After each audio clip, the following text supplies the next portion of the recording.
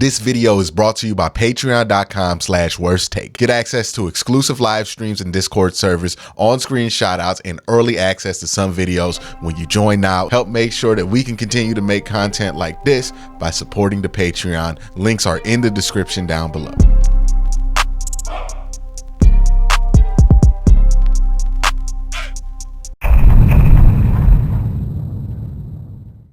It's finally the day. It's finally the day. You woke up this morning, you see me in your sub box, you know today is the day. Today is the day for what? 30 NFL teams, their season starts. The first NFL Sunday. And look, I know they do a game on Thursday. Shout out to the Lions. I'm happy that they won and everything. But Thursday don't ever really feel like the start of NFL season. It feels like a sneak preview to the start of the NFL season, because we know the real start of the NFL season is when you watching them games in daylight, sun, on a Sunday. You know, it feels like you should be at church, but you're watching the game instead. And then you're watching another game at 4:30. And then it's 8 o'clock and you're watching another game. Then you go to sleep, go to work, and come back on Monday and watch another game. This is what NFL football is all about. This is what brings you to the table. This is NFL Sunday, not Saturday, not Friday, not Thursday, not Monday. No disrespect to any of those days. No disrespect to Tuesday. Shout out Maction. But we talking about Sunday football. It's an institution in this country. It's an institution. And it being back brings up so many emotions. I know some of you guys are listening to this on your way to a tailgate. I know some of y'all are listening to this on your way to the stadium. Hell, some of you might be in the stadium right now when you listen to this. And I hope that my words energize you, put things in perspective, and get us excited about what's upcoming, not just for Browns fans, but also for NFL football fans. But let's zero in on that Browns fan thing, because this is a unique season for the Cleveland Browns. The Cleveland Browns should have a quarterback this year. And the reason the Browns having a quarterback this year feels so weird, why so many people have not been able to come to grips with that, why there's been a lot of denial in the fan base, is because it didn't happen the way that people imagined it. And the thing is, people don't like to admit this. People like to say things like, I don't care, just as long as we win. Hey, it doesn't matter. But it does, right? People want things not only to go the way that they want it to, they want it to unfold the way that they envisioned it. And everybody thought we would draft some guy in the top 5 and he would blossom in front of our eyes and become a top quarterback. And that's how you would get your quarterback. It would be this whole romantic thing. You see all the energy we spent on Baker Mayfield in this city because we was trying to make that thing happen. But instead, what we got was we traded for a very controversial quarterback at a very controversial time, who was already, when we got him, a 3-time Pro Bowler. And now we're sitting here wondering if he's going to be as good here as he was in the last place. It's not how we envisioned it. It's not how anybody dreamed it up. Not in Cleveland, especially because we know we ain't a free agent destination. We know that we're usually not getting that guy, but that's what happened. And now we're sitting here wondering, hey, is he going to be that guy? So many people nationally wondering, is he going to be that guy? Here's my question to you. If a 27-year-old quarterback who was a former 3-time Pro Bowler joined any other team, would you feel confident that they would regain form after a while? Mike Vick went to jail. And yeah, Mike Vick looked rough when he first came back, but eventually he looked like Mike Vick again. Some can say he even looked better in Philly than he ever did in Atlanta. There's really no reason Deshaun Watson shouldn't be good. This isn't a rookie quarterback. This isn't a second-year quarterback. This isn't a quarterback that we've only seen be good in college. We're not wondering or projecting if he can do things at the next level. We've already seen him do it at the highest level and play at some of the highest levels that this game has to offer. We've seen this guy throw for almost 5,000 yards in the NFL. We've seen him be a Pro Bowl caliber quarterback multiple times over. We know that Deshaun Watson is good at quarterback, and we know that he's still young. This isn't Jeff Garcia getting him after his prime. This isn't trading for an over-the-hill Russell Wilson. This isn't even trading for an older Aaron Rodgers. This is trading for a former 3-time Pro Bowl quarterback who, yes, he's coming off of a long delay, but he's still only 27 years old, still very much in the prime of his athletic life, and still very much should be what he was, if not better. You can have questions about the overall picture with him, right? Did the 700 game delay stunt his overall growth? Will he never reach a level that he might have been destined to reach if he did not have that 2-year layoff in between games? That's a question, but he will get back to some form of what he was. That's unless he has a major injury, knock on wood. I don't wish injury on anybody. He should probably be back to what he was. And it's not that big of a surprise. Some people have been dedicated to telling you that if Deshaun Watson plays well, it should be a surprise. Some people have been dedicated to trying to lie to you about how bad these games were for Deshaun Watson. Some people have been dedicated to lying to you about what they think he can actually achieve this year. How much of a death sentence was that 6-game period last year? When in reality, we all know the same thing. A 27-year-old quarterback who's a former 3-time Pro Bowler is probably going to bounce back and be all right, especially when he didn't miss those games because of injury. Just my 2 cents on that matter.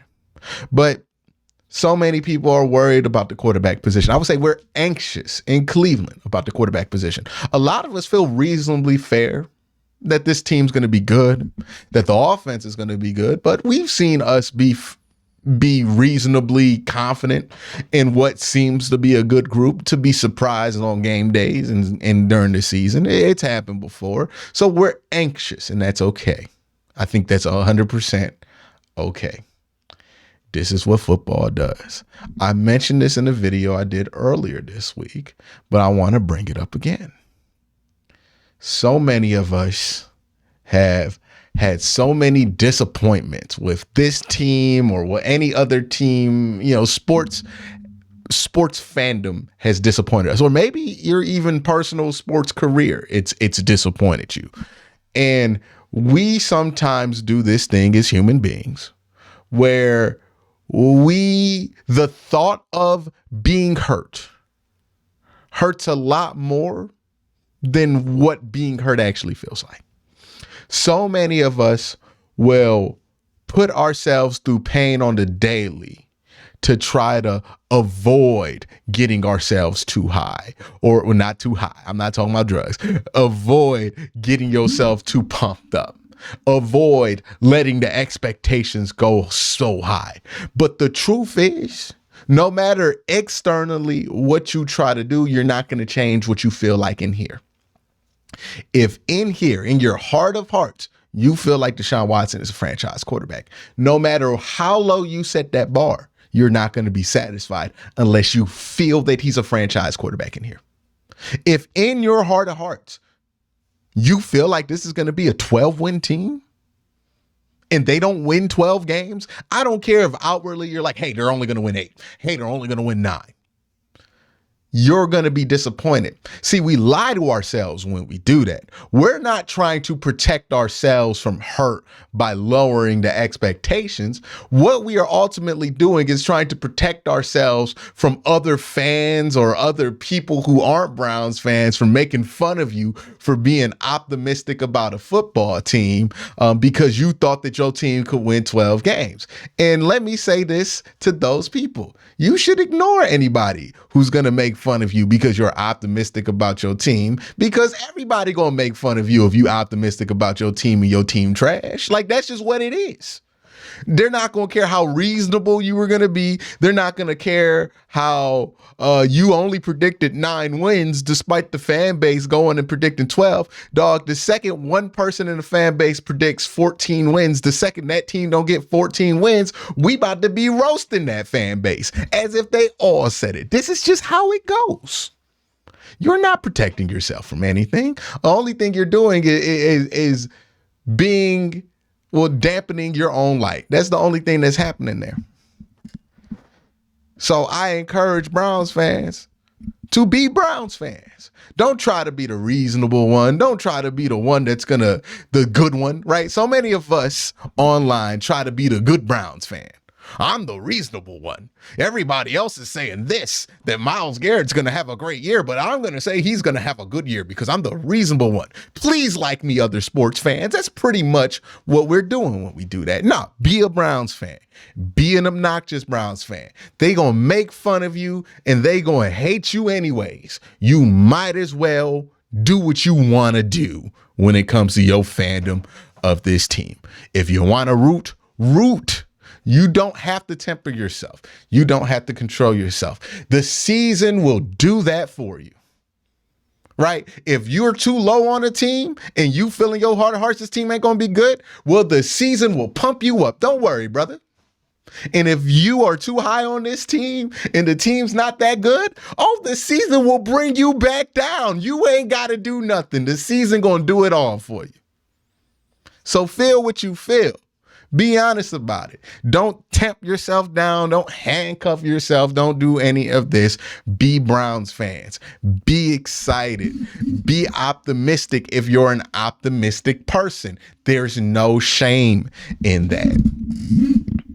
I make a video like this every game week 1 morning because I think it's important for fans in general, but especially Browns fans, to give themselves permission to be fans. Because so often people ridicule you for being a fan. But be a fan.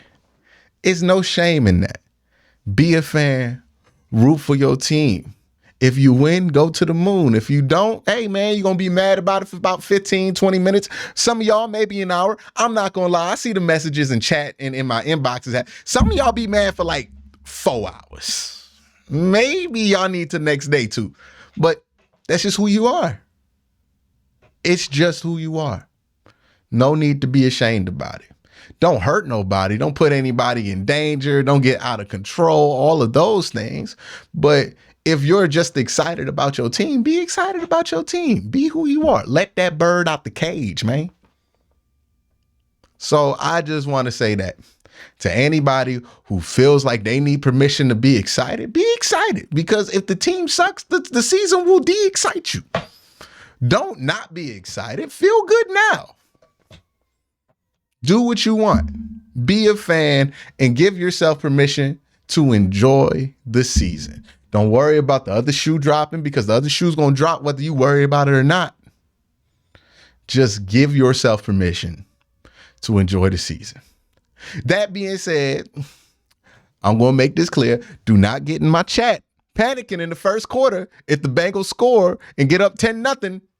Don't come to my chat crying about how the season's over already. All right, we're going to have more composure this year. That's another thing. If you actually think this team's good, we got to have composure.